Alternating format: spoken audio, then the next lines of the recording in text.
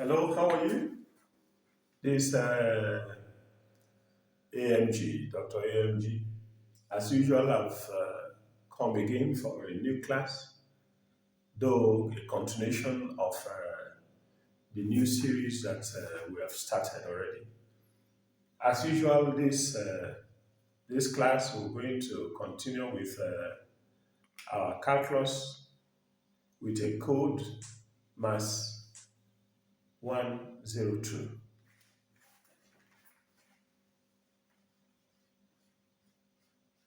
MTH 102. And in it, we said we're going to look at calculus, a continuation. Now, in today's topic, we are going to learn a different type of function. Remember that we have been dealing with functions. We have learned a lot of concepts in it. Today, we are going to look at a different type of function, how they behave. And for today's topic, we will be considering the piecewise function. The piecewise function.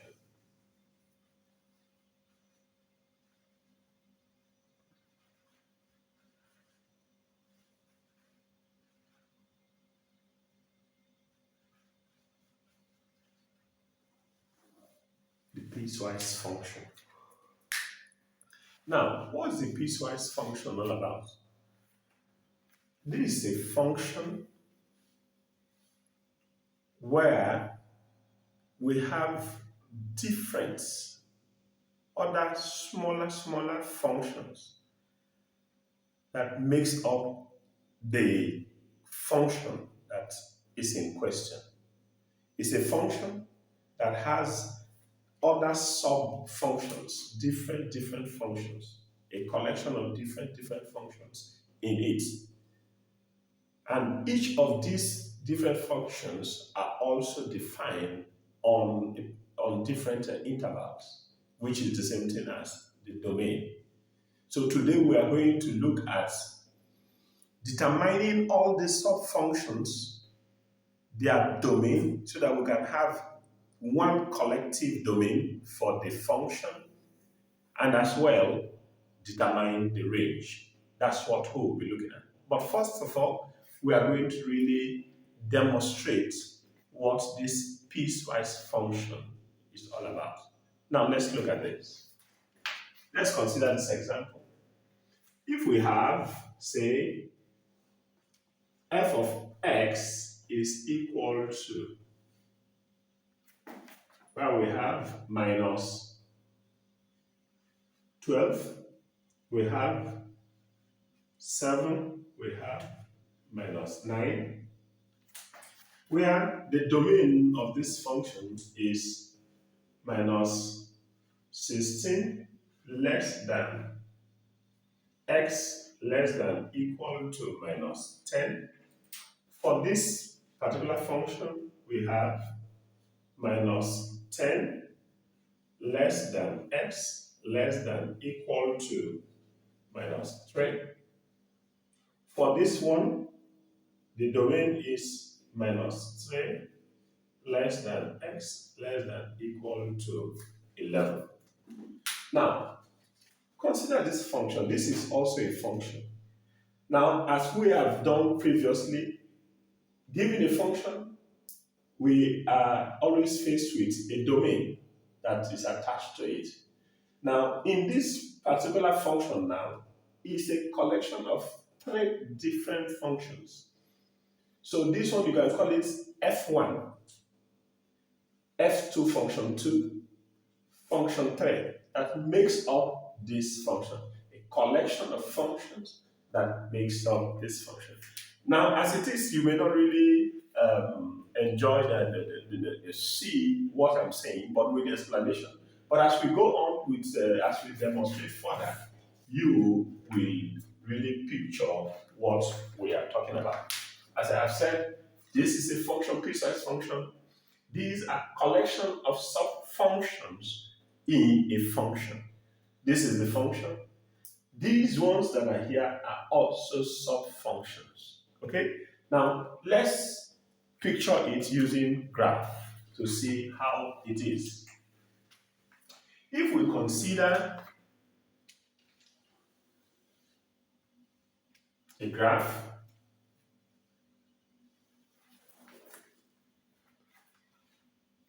we are saying that where, let me bring you the x-axis, we have the lowest number is this, and the highest number is this for the x-axis. So the x-axis, let's say we go in twos. If we go in twos, we're going to say here, here, 2, 4, 6, 8, 10, 12, 14, 16. Let's also come here, -2, -4, -6, -8, -10, -12,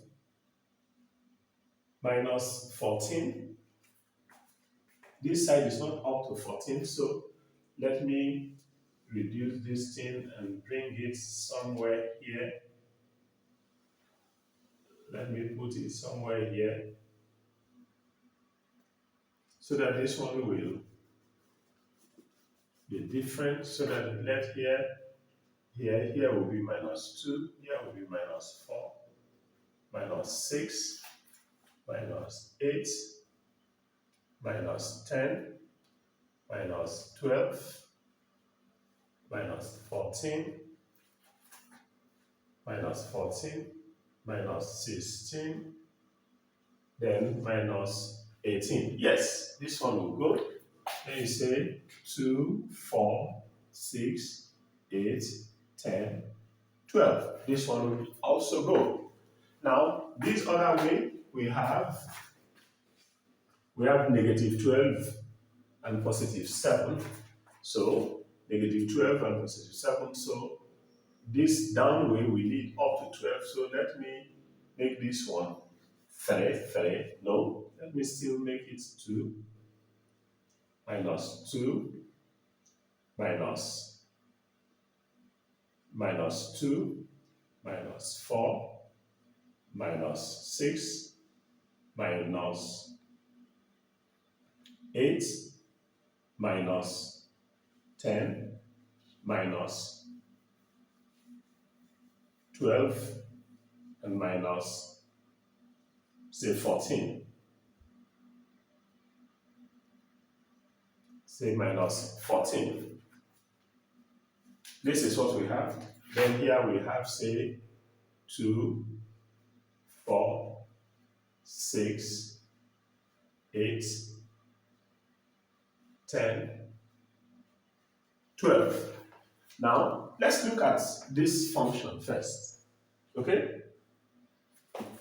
This is function, it's a function. But it's a constant. What type of function is this? This is a constant function. It's a constant function.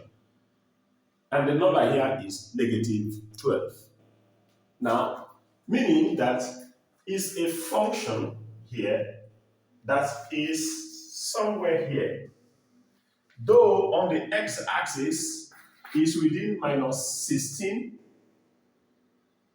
is less than, strictly less than -16, and 10. -10 is taken. So you say something here, a function that is within this place, but is strictly less than this, so this will not be taken up to this point, where this point is taken, because we say less than equal to -10. So less than equal to -10. This one will be taken. You see this one, I tried to just put small knots, I didn't shade it. While this side I am tacking it. When I tack it, it's indicating that it's taken. We We've taken it. Now, the next function is a constant function. It didn't change, that's why it's just on this line, minus 12. The other function is 7. It's also a constant function, and 7 is somewhere here. 7 is funny, but within the x range, the domain range, minus 10, but strictly less than minus 10. So minus 10 will not be taken, and less than equal to minus 3. So minus 10, so something here, a function that is somewhere here, coming to minus 10. So minus 10 will be somewhere here, strictly less than it, so it will not be taken, up to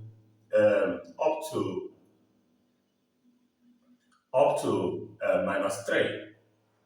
Minus 3 will be taken. This one here will not be taken. So this is another function. It's a constant function, so that it will fall in line with this point, 7. Now, the other function is minus 9.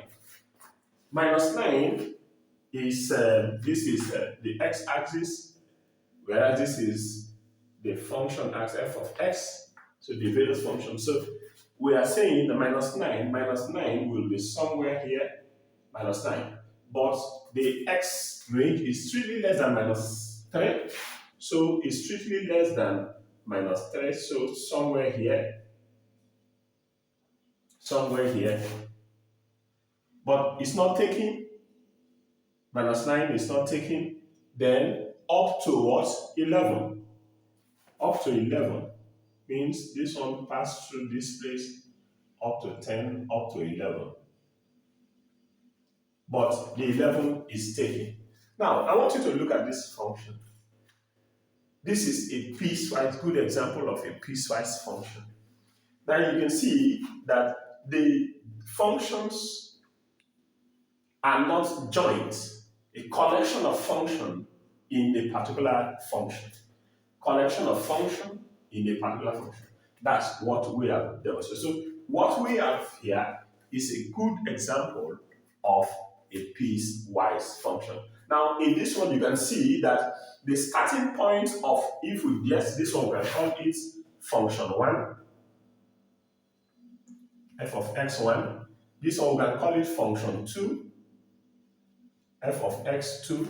This we can call function 3, f of x3. All these sub-functions are functions of this other one, the collection of this other one.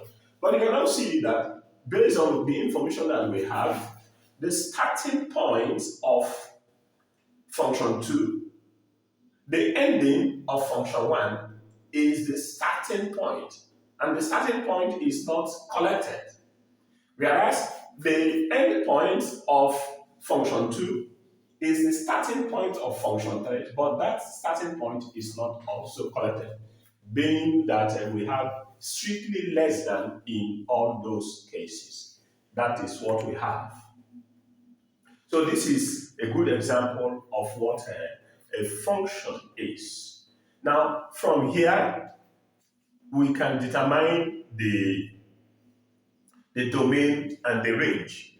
It's possible for us to also do business by determining the domain and the range. Now, some persons may be tempted to ask, when is piecewise function? Is it that the functions will be constant functions? No, it must not be constant functions. We can have algebraic functions, okay? We can also have absolute value functions. We can have algebraic functions. Algebraic functions. We can also have trig functions. Trig functions. We can also have absolute value functions.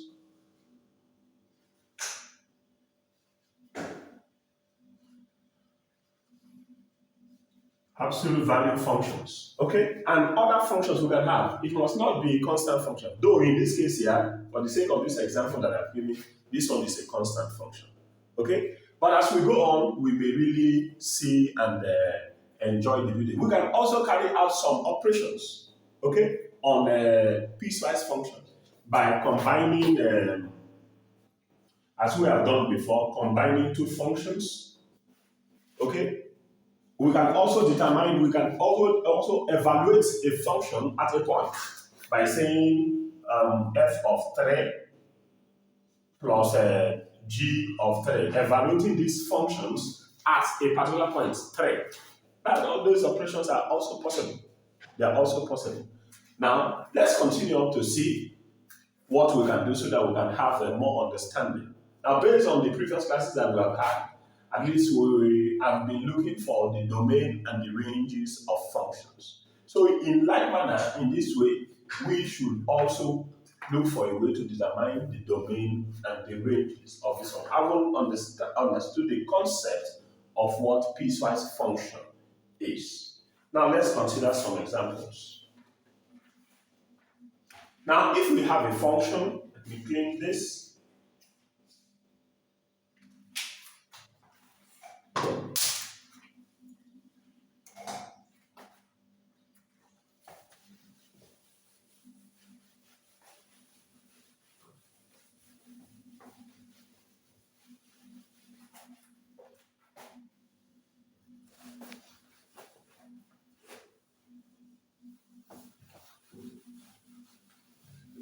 Let's consider another piecewise function. Say x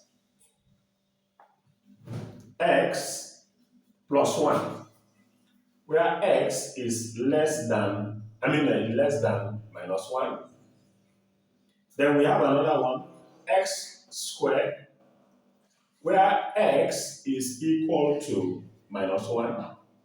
Then we have x plus 2, where x is greater than minus 1. Now, based on the example that we have given before, you can see that just merely looking at it, you can see that this is also a piecewise function. This is also a piecewise function. Piecewise function because all these are sub-functions that makes up this function. Okay? Now, given this, let's try to do something, go through some mathematical jogging by saying, find the domain of the function and the range of f of this function. Now, the domain and the range that we are referring to is of the function that we are referring to is this one. Already, this one is given, this one is given. So all that we do is to look for a way to determine a general domain that will include everything for this, and also a range from this for this. That's what we're going to do. Now, let's continue so that you will understand. Now, based on the nomenclature that I give first, this one is, you can call it F1, function 1. This one is F2. The first one, you can call it F1, where we have x plus 1. X is less than minus 1 in F1. Then say F2, we have x squared, where x is equal to minus 1. Then these sub-functions x3, we have x plus 1, where x is greater than minus 1. Now, let's continue. Anytime for this first function, if you look at it, you will see that x is strictly less than minus 1. X is strictly less than minus 1. Now, if that is true, then what are the values? What can x take in this case, in this interval? Meaning that the x values there are strictly less than minus 1. So we have minus 2, minus 3, minus 4, on we go to infinity. To infinity. That's the meaning for this one.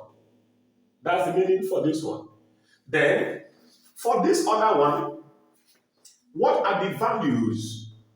What are the values for this? This one is just strictly, this is not an interval, it's just a point. X is equal to minus 1. X is equal to minus 1.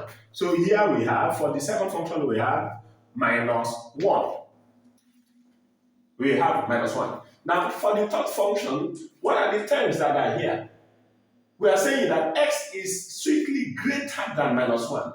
If x is greater than minus 1, then the values that we have are 0, 1, 2, 3, on we go. So you can see that this one is from here decreasing to negative infinity, whereas this one is at a point minus 1, then from here 0 increasing.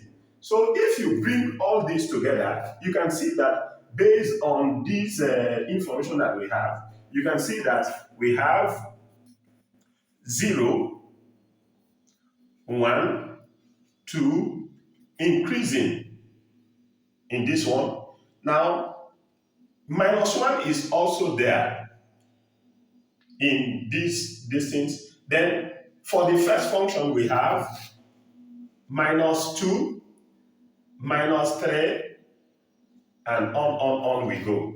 So if you collect all these intervals based on this information that we have, you can see that this is the green number set, where we have 0 to positive infinity, 0 down to negative infinity. So the domain based on this information of this set, the domain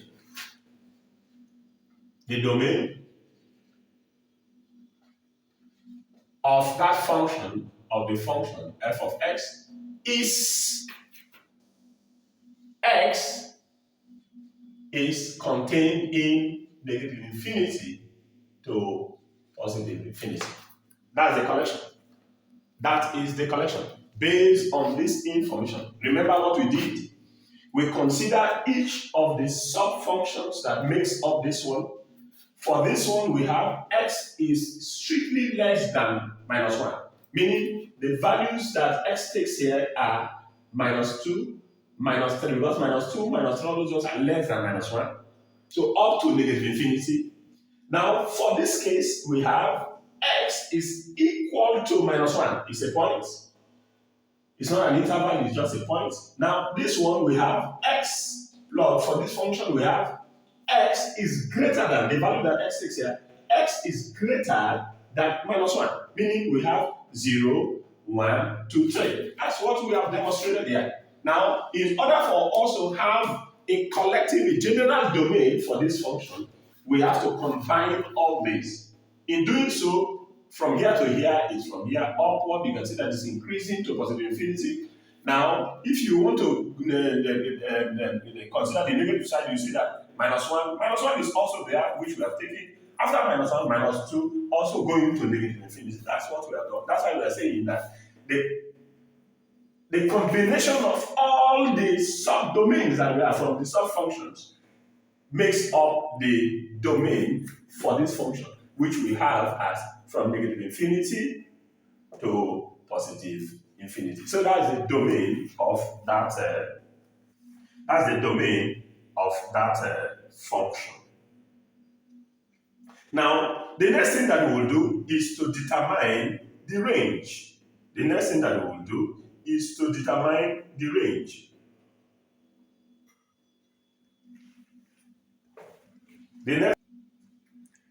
The next one is for us to determine the range. Now, what is the range of the function? The range of the function. Now, we have known that the domain is from negative infinity to positive infinity. So we are going to test them. But remember, we have sub-functions based on the information that we have here. So we are going to also test these values based on the given function. Okay? Based on the given function. Now, let's come here. Remember that for this function, it takes values from here. So, if x is strictly less than this, then the first term that it takes is negative 2.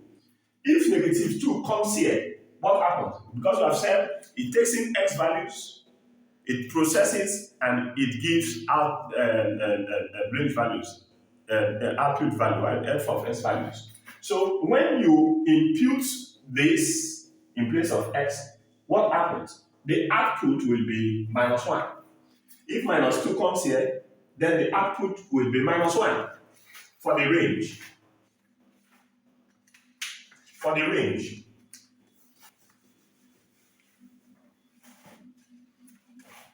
That's for the domain. Now for the range. For the first case, you see that when you impute this, you are going to have minus 1. Then, minus 1. Let me say minus 1. Then when you impute this, what will happen? You have minus 2. Minus 3 coming here, plus 1 will give you minus 2. So the next term will be minus 2. So instead we say minus 1. The next term will be minus 2. Now, if you impute this into this place, minus 4 plus this will give you minus 3. So you see that it will go to minus 3. So the more we consider, you will see that the negative side will also be increasing in this order for the first term. We are considering the range, remember? Now, the next term that we want to consider is the second function, sub-function. And for it, it's not an interval, it's just a point where we say x is equal to minus 1. Now, when we impute minus 1 into this function, the answer will be minus 1 times minus 1 will give you 1. Meaning, for the second case, the output value is 1. Now, for the third function, the domain values of that function are this. So, ranging from 0 in increasing order. So, if we consider 0 first in this one, 0 comes here, you see that the first term will be 2. The output will be 2. If x takes this number again, the output will be 3. If x takes this number here, the output will be 4. This one, the output is 3. This one will be 4. And you see that it will be in increasing order. Now, as we did in the case of the domain, let's also bring these together to see how it looks. Now, you see that 1 is here. So if we bring 1 here, we will have natural number here first. 1, 2, 3, 4, on we go. Now, in this one here, that we have negative 1 down, but there is no 0. There is no 0. 0 is not in the range based on the information that we have. Meaning that we have 1, 2, 3, on we go. There is no 0, but we have minus 1, minus 2, minus 3, on we go again. But there is no 0. So this that we have is our range. Now, how do we write it? The way we did this, so we will also write. Where our range is 0 is not there. So we say is 0 is not there. So we say we are going to exclude 0. So negative infinity, comma 0, comma 0, union 0, comma positive infinity. That's our range. Now, this means 0 is not taken. So we are considering from minus 1 down, which we also have here. Union plus, this 0 is not also taken, then you say plus 1 down. Now, if you are not comfortable with this one we can also rewrite as minus infinity, comma, minus 1. Once you put the minus 1 direct, then this is the type of bracket you are using. union 1, comma, positive infinity. So this information that you have here and this one that you have are the same. And this is the range of that function. Now, based on the information that we have, this is the domain, whereas this one is the range. I have said these two things, this thing and this one, are the same thing. If you write it in this way, you are saying that 0 is not there. You are considering from the next number based on the type of bracket that you're using. Whereas this one is strictly less than. This one is a bounded interval, okay? Where this one is taken, is included, okay? So that's what we have. So based on what we have done, you can see that given a function, a piecewise function, you can determine the domain of the function from the sub-functions and also the range from the sub-function for the big function. Now let's consider another one again so that you will have more understanding in what we just did. This one is also pretty simple, but let's consider another one again, another example.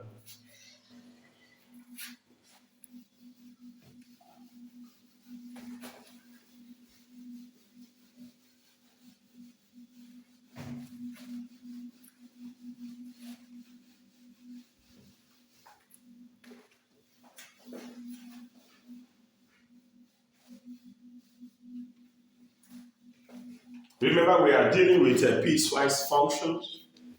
So let's consider another example. If we have, say, x, where x is less than 7, and we have x plus 1, where x is greater than 7. Now the question is, find the domain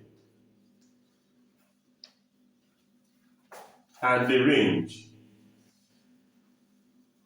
of the function f of x, this. Now, from the audience, if this is placed before you, based on the example that we have just considered, I believe that we can do something out of it.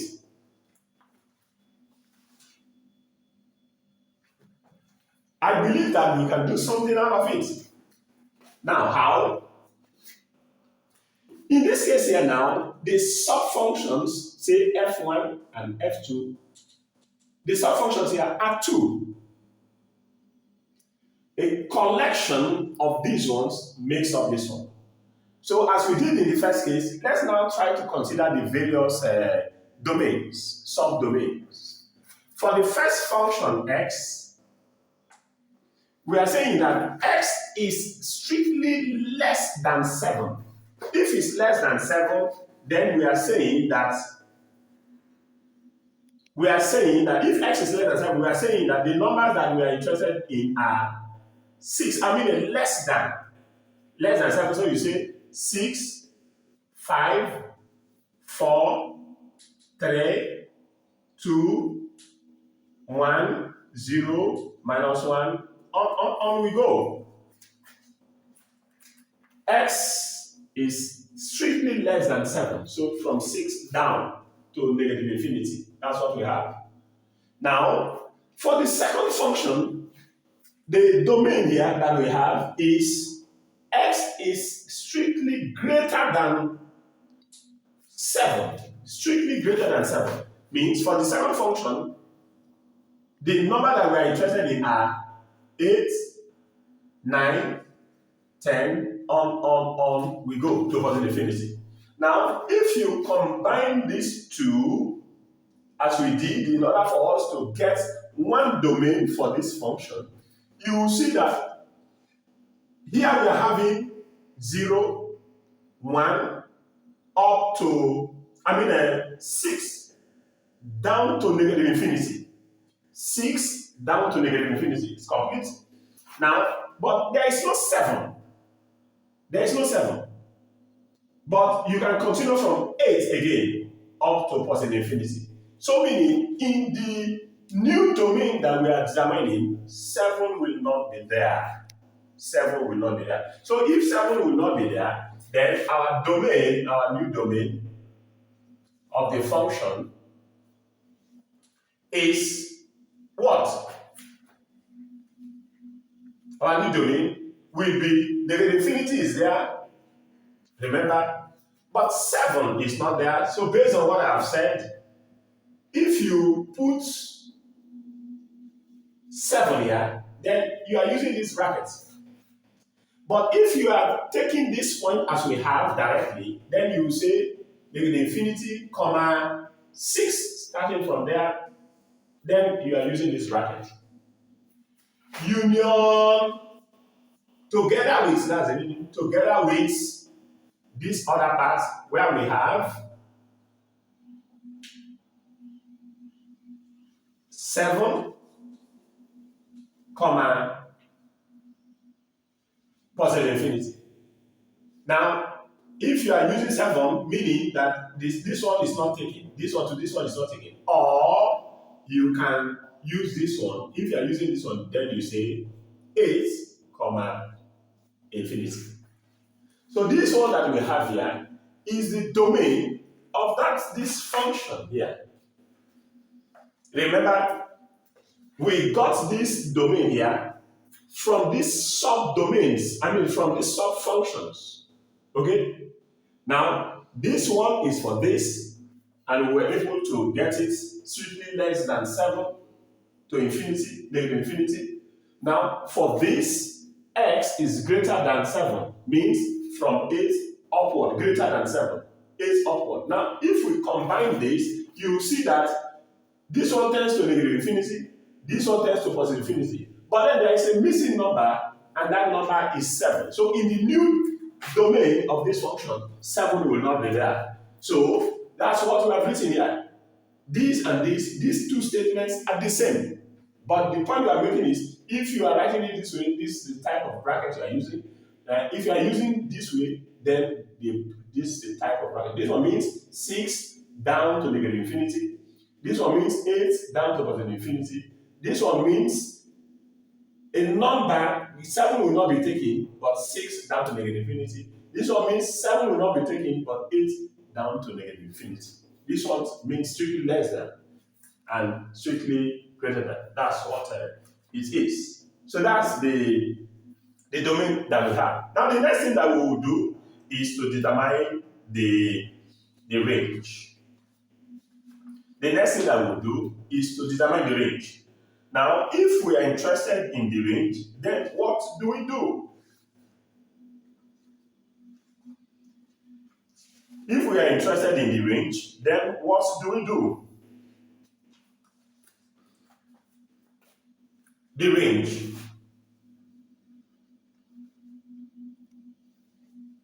Now, these are the values from the domain for the first function x. So we are to impute it there. Then our interest now is the output value. Now, if it takes this, what happens? If it takes this, x is 6. X is 6. If it takes this, x will be 5. If it takes this, x will be 4. So you can see that it's more of like repeating the same thing. If x takes 3, it will be 3. If x takes 2, it's 2. If x takes 0, it will be 0. If x takes negative 10, it will be negative 10. So it's more of what we had before. On we go to negative infinity. To negative infinity. To negative infinity. Now for the second one, if x takes, the first term is 8. So if we impute 8 into this one, the first output will be 9. 8 plus 1 will be 9. So the first one will be 9 here. If x takes 9, the second term, it will be 10. If x takes 10, it will be 11. 10 plus 1 will be 11. The output will be 11. And if x takes the next number, you see that so it will increase 12 and on we go. That is how it will go. That is the output for the second one, for the second sub-function, whereas this one is the output of the first function. Now, if we combine all these two, look at it. This one ranges from 6 down to negative infinity. There is no 7. This one ranges from 9 to positive infinity. There is no 8. So what are the missing numbers here? The missing numbers there are what? Are 7 and 8. The missing numbers are what? Are 7 and 8. So what do? We can also write our domain in a similar way. Our range in a similar way. The range of the function therefore becomes what? Based on this information, if you are using this, you will say negative infinity up to this. So if you are using this bracket, then you say to 7, where 7 will not be taken, union. The starting point, if you are using this, then it will be 8, meaning 8 is not taking greater than, so strictly greater than, then to positive infinity. Or if you want to use this one, then you say negative infinity, comma 6, union 9 to positive infinity. So this becomes the domain, either this or this. Either this or this. They are all the same thing. This is the range of this function. Now remember what we did? After taking x value, first of all we consider the set of values that are here. X is strictly less than 7, that's what we have. This one, x is strictly greater than 7, this is what we have. Now, we combine them and we got the domain for this function, excluding those that are not there. Then the other one is, we try to impute these values into that one to generate these range values. Then we have combined these range values to get these ones. That's what we have done.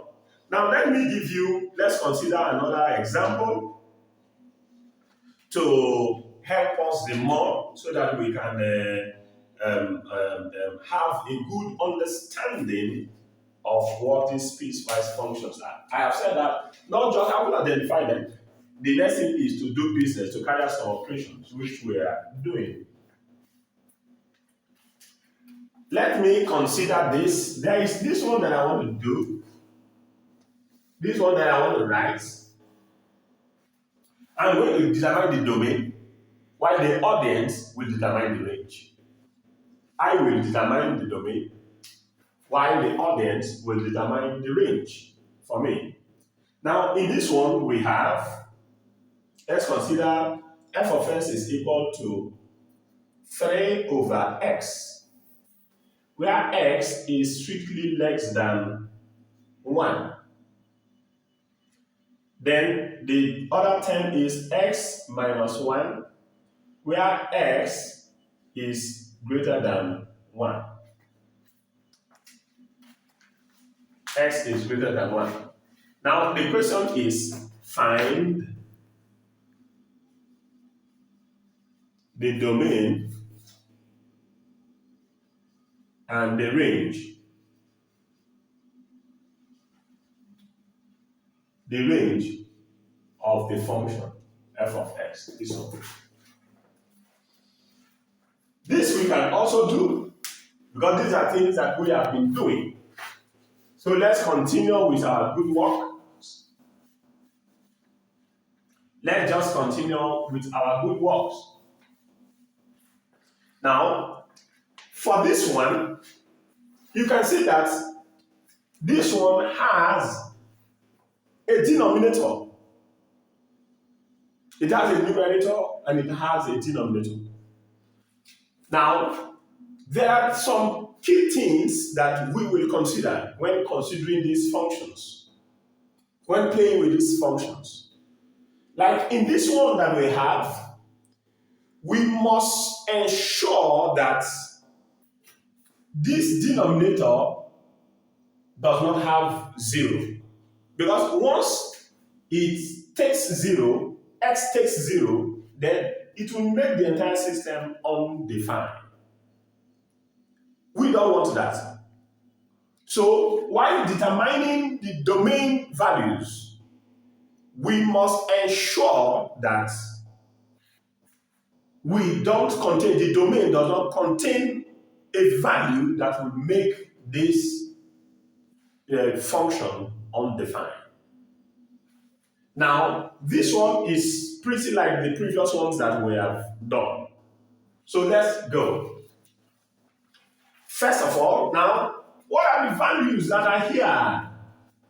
We are saying that x is less than equal to 1. But first of all, let's consider the less than part. X is less than 1. If x is less than 1, then the values for the first functions are 0, minus 1, minus 2, minus 3, on. Because we are saying that x is less than 1. The entire thing that we have here is less than equal to, but we are saying that let's consider the less than part before the equal to. So, considering the less than, this is what we have. Now, for that same term, we have that x is equal to 1 again. Now, let's come back to this based on the information. Now, remember that we said we must not include or take a value that will make this system undefined. Now, based on this information that we have, if you put this, is okay. If you put this, is okay. 3 divided by minus 1, 3 divided, all these ones are okay. But if you put this at the point when x is equal to 1, is also okay. But if you put 0, when x takes 0, to make that system undefined. So we cannot take that 0. 0 must not be there. 0 must not be there. So we are going to expunge this 0.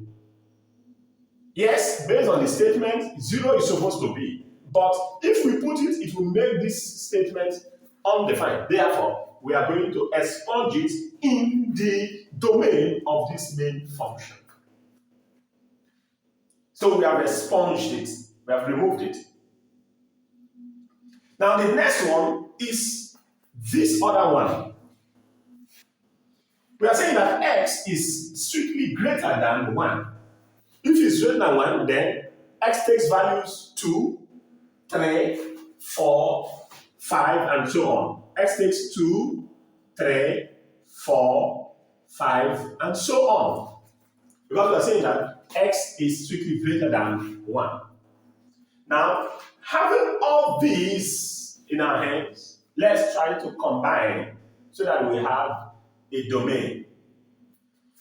You can see that here, at the points for the first term though, when x is equal to 1 is this one. So if you bring it, then we are having 1, 2, 3, 4, 5. We are bringing all together.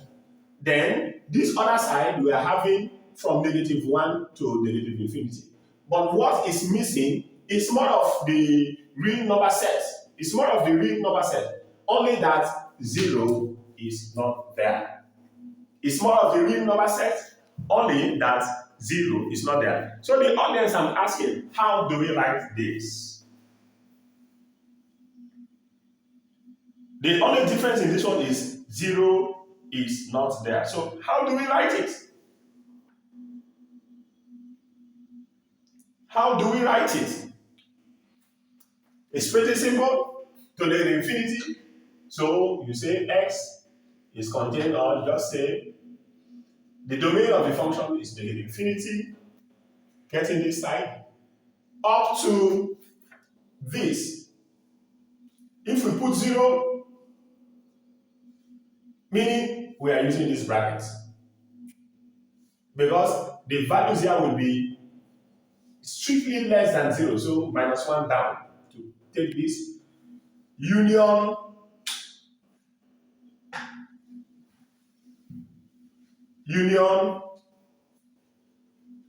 yes.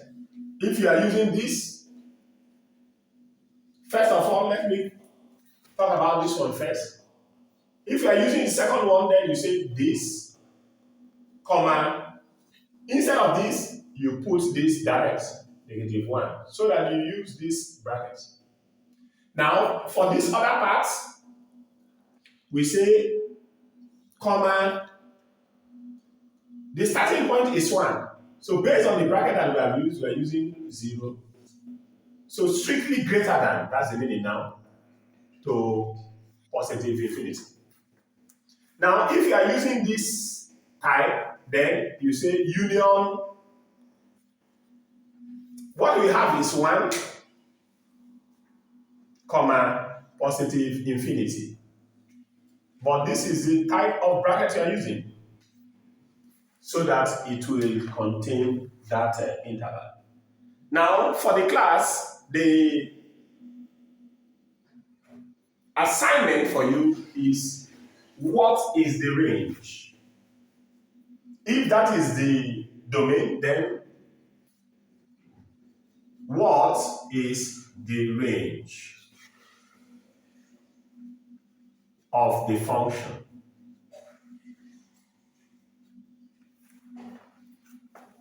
What's the range of the function? It's also pretty simple, but I want the audience to figure it out.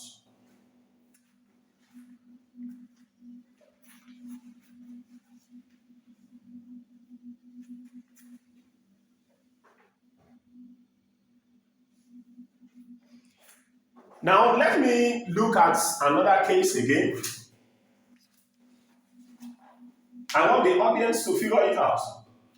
Now, let's consider another case again to clear our doubts in some cases as we go through books.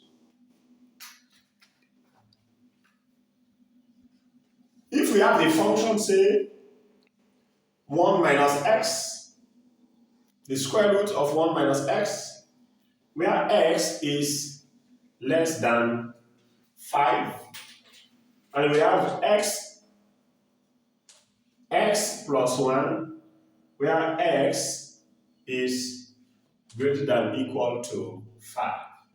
The question is, find the domain and the range of this function.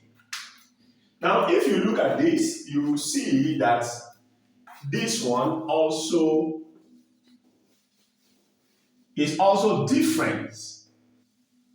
This one is also different from all that we have done. In this case, we are having a square root, but it's a function. This is also a function. Now, as we have been doing, this is the domain of this subfunction, where this is also the domain of this subfunction. So now let's try to determine the values that are in here. We are saying that x is strictly less than 5. X is strictly less than 5. So x will be 4, 3, 2, 1, on we go to negative infinity. But there is an implication in this one. We must not take a value. The domain of what this function that we want to determine must not contain a value that will make this system a complex number. We want all the output values to be in the real number set, but not a complex number.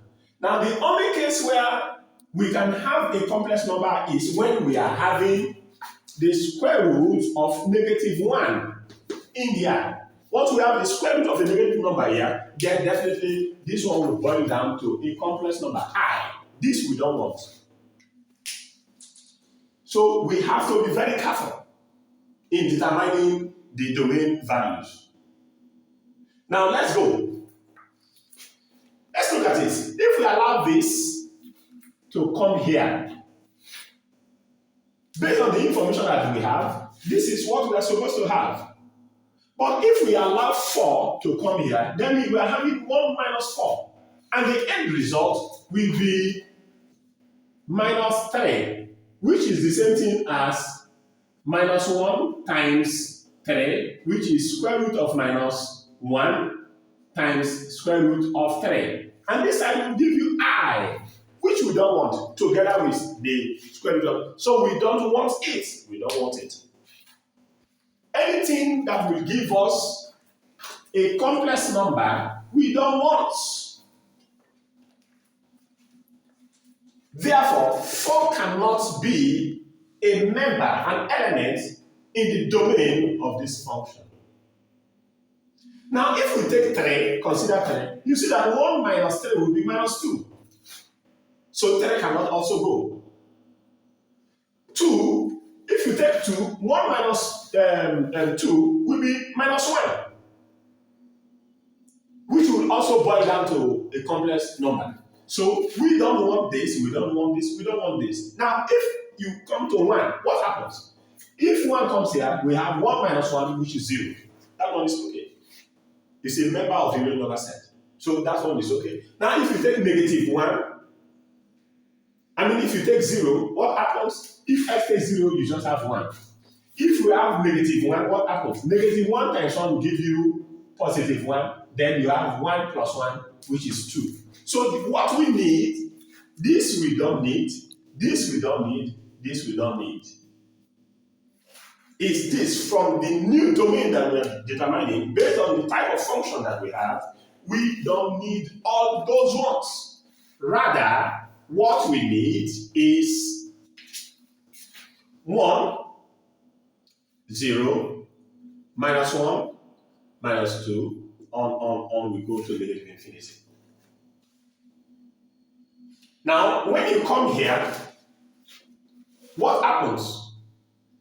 The domain that we have here, they are x is greater than equal to 5. So x takes 5, because 5 is also taking. X takes 6, greater than. X takes 7, on we go to +infinity. Now, this is what we have. Our main interest and concern was in this one because of the possibility of a complex number. But already we have taken care of that. So now, this becomes the new values for the new domain. So can we combine them? Yes, we can combine them. Can we combine them? Yes, we can combine them. Remember, we have 1, 0, down to -infinity. But we don't have 2. And this side we have 5, 6, 7, to +infinity. Meaning that what is missing here is 2, 3, and 4. 2, 3, and 4. So what do we do? Now, our new domain then becomes -infinity is equal to -infinity. So you say -infinity, comma, it starts with 1. So we can use 2 here, meaning that what we need here is strictly less than 2, so that you get the 1 down. Now, if you're not comfortable with this, you can also use this -infinity, comma, 1. But if you are using the 1 direct, then you are using this bracket. Union 4 we don't want, 2 we don't want, 3 we don't want, 4 we don't want, 5 is what we want. But if you are interested in this type of bracket, then you say you are using 4, comma, positive infinity. Meaning the values that we need are strictly greater than 4, which will boil down to 5. Now, if you're not interested in this one, then you can use this one where you have 5, comma, positive infinity. So this one that we have here, either this or this, they are all the same. This one becomes the domain of that function. Remember, all these that we are doing is a collection of the domains of the subfunctions to make up this function. That's what we have done. So, in like manner, we can also determine the range. Can we determine the range? Yes, we can determine the range. I would have loved the audience to help us to determine the range. Determining the range is also pretty simple. Determining the range is also pretty simple.